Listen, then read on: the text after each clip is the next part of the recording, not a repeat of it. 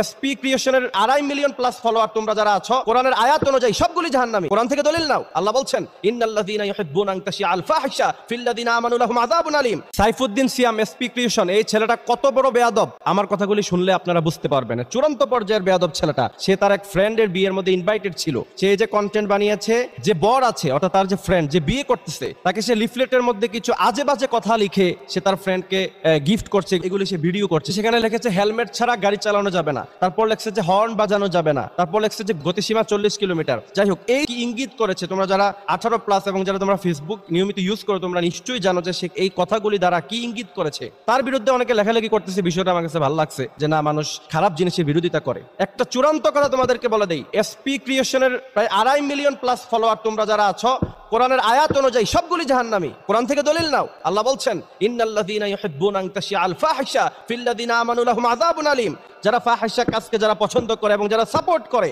তারা যারা ফলো করছে, ফিল্লাযীনা আমানু লাহুম আযাবুন আলীম, তাদের জন্য আল্লাহ পাক রেখেছে যন্ত্রণাদায়ক কঠিন শাস্তি। সবগুলি জাহান্নামী। আলেমরা যে সমস্ত পোশাক পরিধান করে, ইসলাম যে সমস্ত পোশাক পরার কথা বলে, ওই সমস্ত পোশাক পরে সে ছাগল নিয়ে কোলাকুলি করে, তারপর আরেক মেয়েকে বোরকা পরায়া সেখানে এমন বাজে ভাবে, খুব বড় আল্লামা এই কারণে সেইভাবে জুব্বা পরে ছবি দিছে না, এরকম না। তা বেয়াদব ইসলাম নিয়ে তামাশা করে। এর আগেও আমার তার বিরুদ্ধে অনেক কথা আমি বলেছি। দের ফলোয়ার হবেন, মুহাদ্দিসদের ফলোয়ার হবেন, মুফাসসিরদের ফলোয়ার হবেন, নাকি এই সমস্ত বেয়াদবদের ফলোয়ার হবেন, আপনাদের ইচ্ছা। দেখেন, হুজুর কিন্তু সম্পূর্ণ বিষয়বস্তু ক্লিয়ার করার চেষ্টা করছে এবং হুজুর কিন্তু ক্লিয়ার বলেছে। কিছুদিন আগে হুজুর এসপি ক্রিয়েশনকে নিয়ে একটি ভিডিও বানায় এবং এসপি ক্রিয়েশনও হুজুরকে নিয়ে একটি ভিডিও বানায়। সেই ভিডিওটি ভাইরাল হয়েছিল।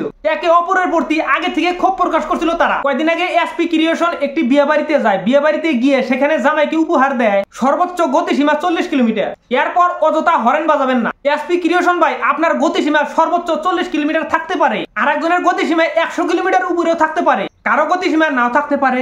আপনি আরেকজনের গতিসীমা কিভাবে নির্ধারণ করলেন? যাই হোক, এসপি ক্রিয়েশন ভাই একটি ভিডিও বানিয়েছিল যাতে মানুষ তার ভিডিও দেখে বিনোদন পায়। এসপি ক্রিয়েশন বেশিরভাগ ভিডিও বিনোদনমূলক বানিয়ে থাকে, কিন্তু তার কিছু ভিডিওতে অশ্লীলতা প্রকাশ পায় এবং অশ্লীলতা ছড়ায়। পরে এসপি ক্রিয়েশন লাইভে এসে ক্ষমাও চেয়েছিল এই বিষয়ে। আর যে ব্যক্তি ক্ষমা চায় তাকে ক্ষমা করে দেওয়াই উত্তম। এসপি ক্রিয়েশন লাইভে এসে ক্ষমা চাওয়ার পরেও আবার নতুন করে অশ্লীল ভিডিও বানাইছে। হুজুর যেটা বলেছে সেটা সবাইকে সঠিক পথে চলার জন্য আহ্বান জানিয়েছে এই হুজুর। আপনারা এই ধরনের অসামাজিক ভিডিও দেখবেন কি দেখবেন না সেটা সম্পূর্ণ আপনাদের ব্যাপার। হুজুরদের কাজ হচ্ছে মানুষকে নসিহত করা এবং মানুষকে সঠিক পথ দেখানো। এই হুজুর যে বললো এসপি ক্রিয়েশনের 2.5 মিলিয়ন ফলোয়ার সবাই বলে জাহান্নামী, হুজুর কেমন করে জানলো কে জান্নাতি এবং কে জাহান্নামী? কে জান্নাতে যাবে কে জাহান্নামে যাবে সেটা মহান আল্লাহ তাবারক তাআলা ছাড়া কেউ জানে না।